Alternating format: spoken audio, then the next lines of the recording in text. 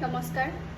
অসমৰ এতিয়া কি পৰিস্থিতি হৈ আছে আমি তাৰ বিষয়ে সকলো অৱগত, সকলোৰে দুখ লাগিছে, সকলোৱে আমি ন্যায় বিচাৰোঁ জুবিনদাৰ কাৰণে। আৰু ইয়াৰ মাজতে এতিয়া যিহেতু সকলো নিজৰ কৰ্মক্ষেত্ৰখনত আগবাঢ়ি যাবই লাগিব, আমি কৰ্মমুখী হ'বই লাগিব, যিহেতু সৰু সুৰাকৈ এটা স্মল বিজনেছৰ লগত জড়িত হৈ আছোঁ।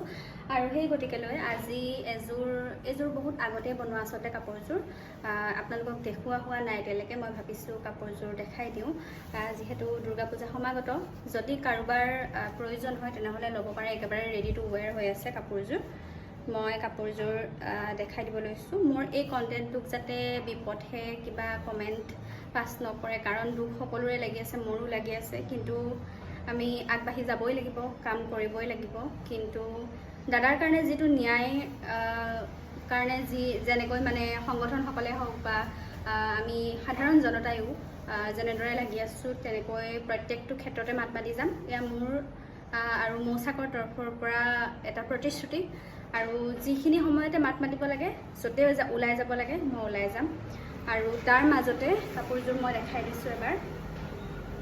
লোটাছ ডিজাইনত কৰিছিলোঁ আৰু দুটা লেয়াৰত মেখেলাখনত কাম কৰিছোঁ, লগতে চাদৰখনতো কাম কৰিছোঁ। এইবাৰ চাদৰখনত অকণমান মই মাজত কাম কৰিছোঁ, গোটেই মাজৰ পৰ্চনটোত কাম কৰিছোঁ। লগতে ইয়াৰ আগৰ যিটো আগ অংশ, চাদৰৰ যিটো আমাৰ আগৰ অংশ থাকে, তাতে মই এনেকৈ দুটা পাৰ্টত কাম কৰিছোঁ। লগতে গোটেই মাজত কৰিছোঁ, মানে চাইড পাৰিত কাম কৰা নাই, মাজৰ অংশত কৰিছোঁ। যদি লাগে, এটা পিছে এভেইলেবল আছে আৰু মই অৰ্ডাৰ নলওঁ।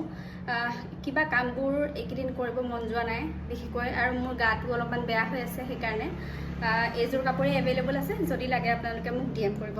ধন্যবাদ।